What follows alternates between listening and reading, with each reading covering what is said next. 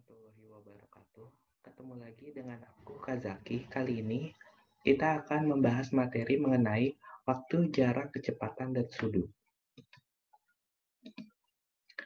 Di bab ini kita akan belajar mengenal satuan, yaitu satuan waktu dan jarak. Yang kedua adalah mengenai sudut, yaitu cara membaca dan menghitung sudut pada jam analog. Dan yang ketiga adalah aplikasi, yaitu aplikasi dalam materi ini adalah menghitung jarak, kecepatan, dan waktu. Kita masuk ke bagian mengenal satuan. Di sini kita akan mengenal satuan jarak menggunakan anak tangga dan mengenal satuan waktu, yaitu jam, menit, dan detik. Nah, dalam satuan jarak, ini dibentuk menggunakan tangga agar lebih mudah menghafalnya. Lalu di sini ada keterangannya. Setiap satu anak tangga akan dikali 10 dan tiap naik satu anak tangga akan dibagi 10. Masuk contoh soal. Diketahui bahwa di sini ada 2 km dikurangi 1.200 cm ditambah 3 hektometer sama dengan berapa meter? Mari kita jawab. 2 km untuk turun ke meter itu diperlukan turun sebanyak 3 kali. Makanya di sini 2 dikali 10 dikali 10 dikali 10. 10-nya ada 3. Berarti 2 dikali 1.000. Hasilnya sama dengan 2.000 meter. Lalu untuk yang 1.200 cm itu karena senti ke meter itu naik 2 kali, maka dibagi 10-nya sebanyak 2 kali. Atau 1.200 dibagi 100 sama dengan 12 meter. Lanjut ke yang 3 hektometer. 3 hektometer itu ke meter turun 2 kali, makanya dikali 10-nya itu sebanyak 2 kali. 3 dikali 100 sama dengan 300 meter. Lalu soal yang tadi kita rubah ke meter semua kan, sudah dirubah ke meter semua. 2 km jadi 2.000 meter, 1.200 cm jadi 12 meter, dan 3 hektometer menjadi 300 meter. 2.000 meter dikurangi 12 meter ditambah 300 meter sama dengan 2.288 meter. Untuk satuan waktu, di sini kita mengenal jam, menit, dan detik. Untuk setiap turun satu anak tangga, maka dikali 60. Dan untuk naik satu anak tangga, maka dibagi 60. Untuk contoh soalnya seperti ini. Untuk merubah dari jam ke menit, maka turun satu anak tangga, maka 1,5 dikali 60 hasilnya itu sama dengan 30 menit. Untuk menit ke detik, sama menit ke detik itu turun satu anak tangga, makanya 2,5 dikali 60 sama dengan 150 detik. Terus yang soal nomor 3, dari detik ke jam. Dari detik ke jam itu naik 2 anak tangga, maka berarti detik ini dibagi 60 dibagi 60, maka jadinya di sini 1/3600. 7.200 dikali 1/3600. Bisa dicoret jadi 2, maka hasilnya jadi 2 jam. Selanjutnya nomor 4. Dari menit ke jam. Karena naik satu anak tangga, maka cuman dibagi 60. Hasilnya seperti ini. Dan ini detik ke menit juga karena naik satu anak tangga doang. Dibagi 60. Terus masuk ke penjumlahan dan pengurangan waktu. Pengurangan waktu. Ditanya, berapakah hasil dari pengurangan dari jam 3 lewat 45 menit dikurangi 2 jam 30 menit. Karena prinsip pengurangan itu adalah yang paling besar dikurangi yang paling kecil. Karena di sini 45 lebih besar daripada 30, maka langsung dikurangkan saja. Dan 3 dikurangi 2, maka hasilnya 1 lewat 15 menit. Atau 1 jam 15 menit. Untuk soal selanjutnya, kan di sini 425 dikurangi 230. 4 lebih besar daripada daripada 2, dan tetapi 25 itu kurang atau lebih kecil dari 30. Maka di sini tidak bisa menggunakan pengurangan langsung. Jadi harus dirubah terlebih dahulu. 425 itu menandakan, nih artinya 4 menandakan jam dan 25 itu menandakan menit. Berarti sama saja dengan 4 jam ditambah 25 menit. Terus dirubah lagi. 4 jam ditambah 25 menit. Berarti untuk ini 25 menitnya menambah, maka di sini kita meminjam 1 jam dari 4 jam. Jadi sisa tinggal 3 jam ditambah 1 jam ditambah 25 menit. Nih, 4 jam sesuai sama penjelasan yang tadi.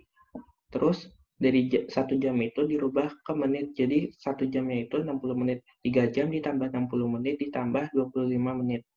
Berarti menjadi 3 jam ditambah 85 menit. Atau bisa ditulis menjadi 3.85. Sehingga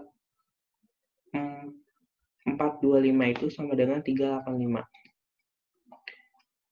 Maka pengurangan ini bisa dirubah ke sini.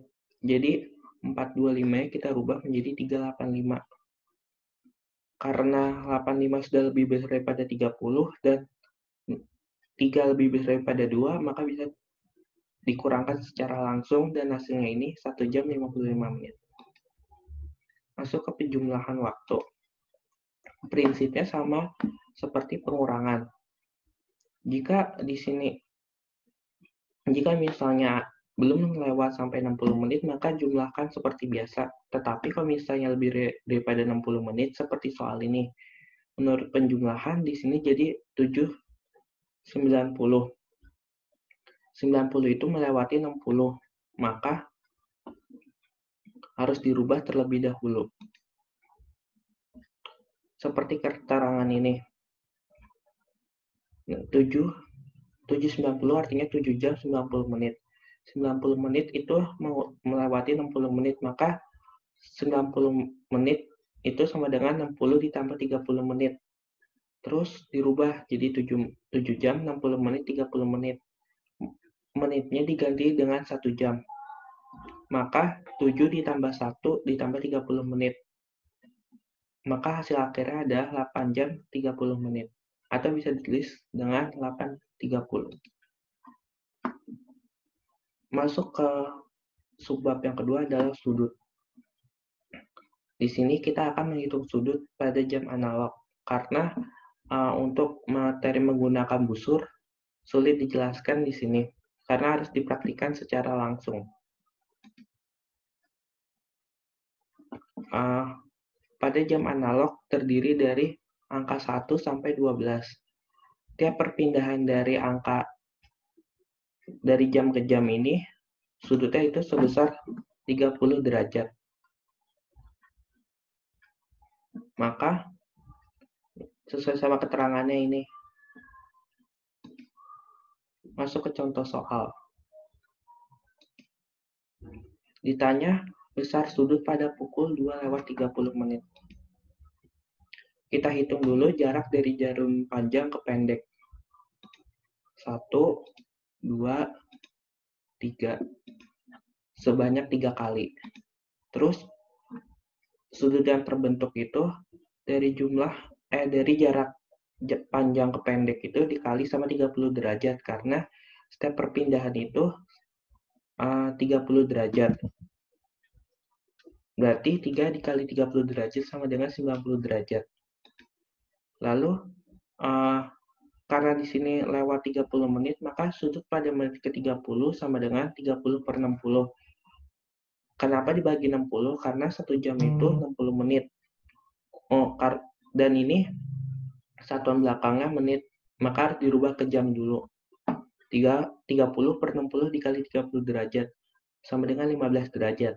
Berarti sudut pada menit ke-30 itu membentuk sudut sebesar 15 derajat.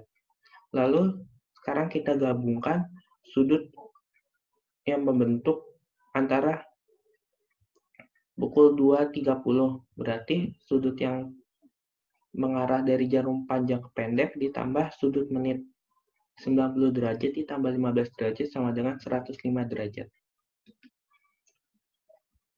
Lalu masuk ke subbab yang ketiga, yaitu menghitung kecepatan, waktu, dan jarak. Agar mudah mengingatnya, dalam materi ini kita mengingat dengan namanya segitiga ajaib. Posisi teratas ada J, yaitu jarak, K adalah kecepatan, dan W adalah waktu. Untuk menghafal lebih mudah, maka dikenal sama metode seperti ini. Untuk mencari jarak, maka J itu ditutup, maka tersisa K dan W. Berarti untuk mencari jarak itu adalah kecepatan dikali waktu. Untuk mencari kecepatan sama seperti tadi, huruf K ditutup pakai tangan, maka tersisa huruf J sama W. Karena J itu di atas dan W di bawah, maka untuk mencari kecepatan sama dengan jarak dibagi waktu. Begitu juga mencari waktu, sama seperti mencari kecepatan. Karena jarak di atas, maka jarak untuk mencari waktu, maka jarak dibagi kecepatan. Contoh soal. Sebuah bus kota berangkat dari kota A pukul 05.30 dan tiba di kota B pukul 11. Jika jarak kota A dan kota B adalah 330 meter, maka kecepatan bus tersebut adalah. Dari soal tersebut diketahui bahwa waktu berangkat itu pukul 5.30, waktu tiba itu pukul 11, dan jarak kota A dan kota B itu 330 meter. Yang ditanya pada soal ini adalah kecepatan bus tersebut. Masuk menjawabnya. Untuk mencari waktu tempuh, maka waktu tiba dikurangi waktu berangkat, yaitu pukul 11 dikurangi pukul 5.30. Karena 0 nggak bisa dikurangi 30, maka kita meminjam 1 jam pada pukul 11. Maka kita tulis menjadi 10.60 dikurangi 05.30. Hasilnya 05.30. Yang artinya ada 5 jam 30 menit. Untuk merubah ke jam semua, maka 30 menit harus kita dibagi 60. Maka hasilnya 5 jam ditambah 0,5 jam. Hasilnya sama dengan 5,5 jam. Masuk ke bagian pertanyaan, yaitu untuk mencari kecepatan sama dengan jarak dibagi waktu. Jaraknya 330 meter dan waktunya 5,5 jam. Karena di bawahnya ada koma, maka kita harus dikali 10 untuk menghilangkan 1 koma. Kalau misalnya bawahnya dikali, maka di atasnya juga harus dikali. Maka jadi 3.300 km dibagi 5,5 jam. Hasilnya kecepatannya adalah 60 km per jam. Jadi jawabannya adalah yang D. Lalu untuk contoh nomor 2, itu menentukan jarak. Pak Ahmad mengendarai, ini maksudnya mobil ya, mobil dari kota A ke kota B dengan kecepatan 45 km per jam.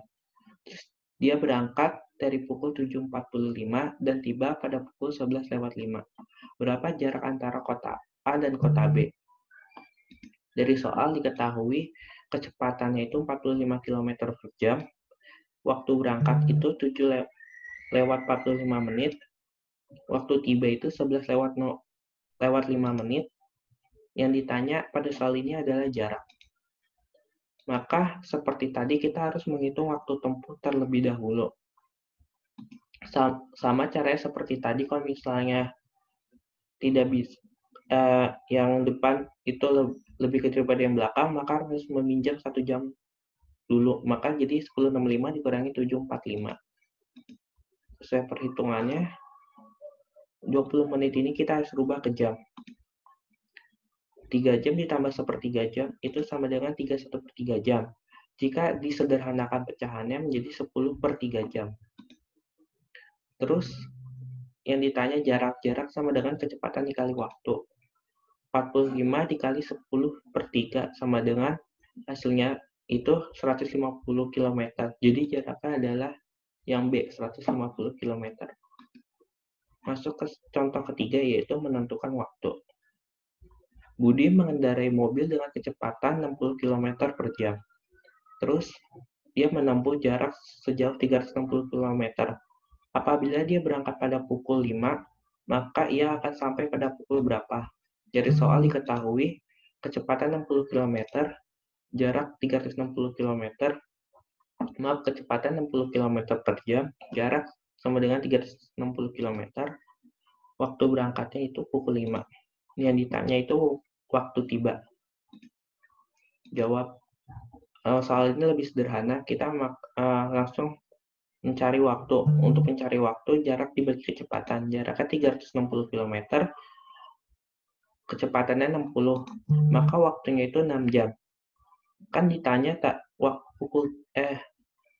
dia tiba itu pukul berapa? Dia berangkat pukul 5. Karena dia berangkat pukul 5, dengan demikian Budi sampai di tujuan pada pukul 5 ditambah 6 jam, maka dia tiba pada pukul 11. Berarti jawabannya yang B. Ini ada latihan soal, bisa di-pause nanti kalau misalnya ingin melihat soalnya. Ada 5 soal.